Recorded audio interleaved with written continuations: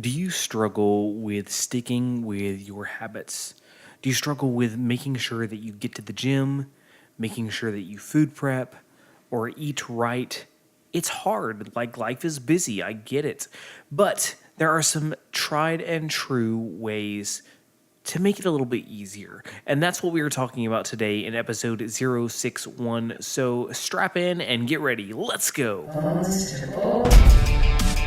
I've always been that skinny guy. Why can't I gain muscle mass? What do I do in the gym?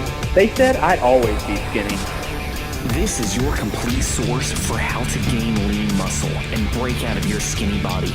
From nutrition to getting the most out of your workouts and everything in between.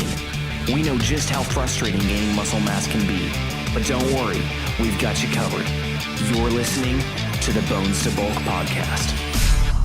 Hello, welcome to today's episode. My name is Brian and I will be your host today. And before we dive into today's topic, I wanted to mention if you have not checked out the free video workshop, then you need to head on over to bonestobulk.com. You'll see it right there on the home page. Just sign up for it. It'll be delivered to your inbox. And basically what it is it's about a 30-minute workshop where I cover 3 of the biggest problem areas for most people and why a lot of people who go into fitness fail. And then I also cover the 5 keys to making sure that doesn't happen to you. So definitely worth your time. I just launched this recently, so definitely head on over bonestobulk.com and check that out. All right, with that being said, let's dive into today's episode. So you watch something, you hear something, or something happens to get you motivated and you're pumped and you're ready to hit the gym. You're ready to make changes, to make things happen, and to get that chiseled body, right? So you go hard for a week, maybe 2 weeks, and then you kind of taper off. You go a couple times, then once, and then none at all. And before you know it, you're back to square one and nothing's changed, nothing's different. And you're still stuck there just wishing that something was different or thinking to yourself, I need to work out or I need to do this, but in reality, nothing really changes. There's several reasons that this can happen, and I get it because it is difficult, especially, we're in such a mode that we want to see results. I'm not a detailed person per se, so I don't like getting caught up in the details. I just like the big picture. Like this is what needs to be done. I'm going to do it. And the details will work themselves out as I go. Kind of like that whole mindset. When you get all gung ho to start with fitness, it's kind of like that because, you're not really thinking of the details. You're just thinking, well, I want to get in shape and I'm going to go work out and make it happen, which is good. It's not a bad thing, but there's got to be some key elements in place for it to really last. First off, let's talk nutrition, because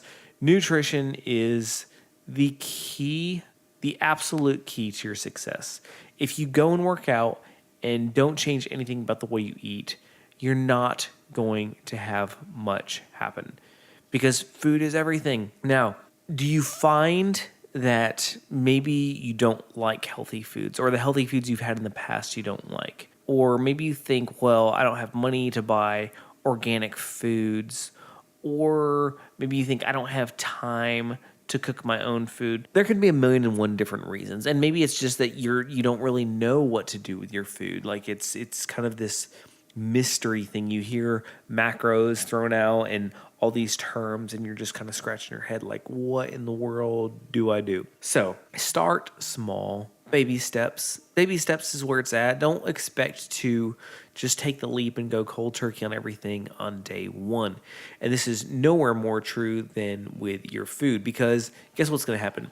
If, let's say, you go crazy and you just start throwing away everything in your refrigerator, everything in your pantry, like, yeah, I'm just getting rid of all this crap. And then what happens? Chances are you're going to start craving everything. And you're going to really, really struggle with those cravings. And before you know it, probably what's going to happen is a couple weeks later, you're going to have all the same food back in your pantry, in your refrigerator, and you're going to be a little even more upset because you threw away all that food and had to go buy it again. So with your food, start off small. Pick a few things you're going to give up and then slowly substitute things out. So get rid of soda and replace it with water. Get rid of white bread and replace it with whole wheat bread. Get rid of sugary snacks like cookies and candy and start replacing it with nuts and seeds. Slow changes are where it's at. There's a reason that all these diets and 30-day fixes don't work. It's because it's basically telling you, okay, for 30 days, you're not going to eat this or that or this. And at the end of that 30 days, you're back to where you were. Like, you can eat it again. And so you go in thinking like, okay, I'm going to do this for 30 days. And at the end of the 30 days, I get to eat whatever I want again. And so it's just from the get-go setting you up for failure. Food should not be this one-time and done thing. It's changing the way you think about your food, changing the way your habits. Like, we have a lot of baggage when it comes to our food, and it takes time to change that. And don't be afraid of that. All right. The second thing is obviously getting to the gym. And one of the most common complaints I get from people is, how do you have motivation to go to the gym?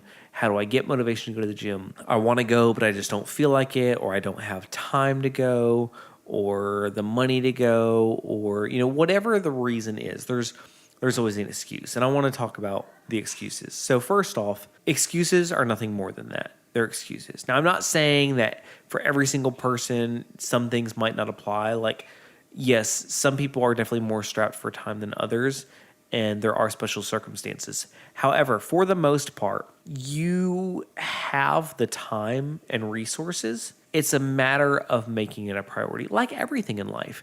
Did you watch something on Netflix this last week? Did you go to the movies? Did you go out to eat?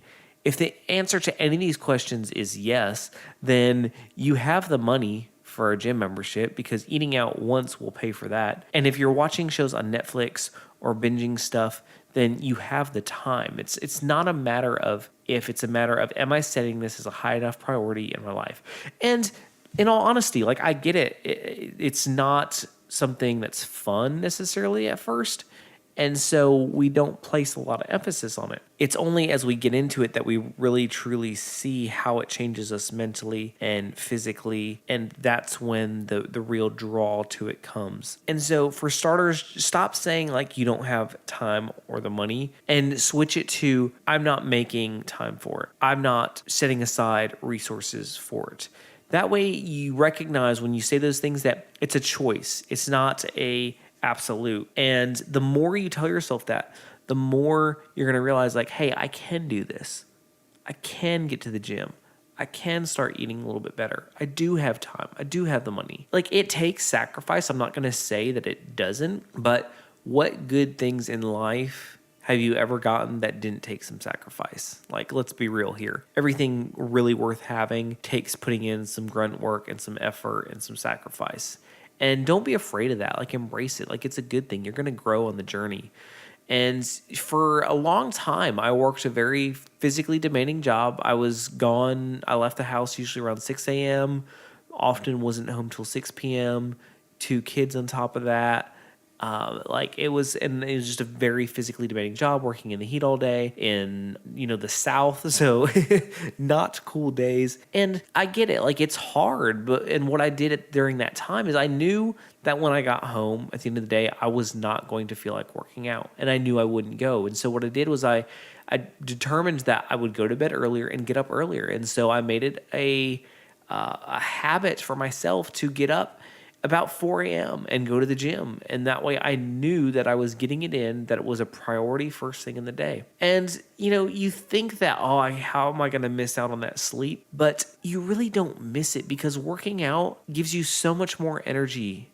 It really, truly does. So if you're struggling, if you're on the fence, if you're having doubts, if you're using excuses, I just want to encourage you to stop, slow down, and figure out why you're making the choices you're making. And often, that's all we need to do to change things. With that being said, remember, no matter what lies or excuses you're telling yourself, you can overcome them. You can accomplish your fitness goals. It's not impossible. It's not this pie in the sky ideal thing, but just not for you. Like, you can do this. You've got this.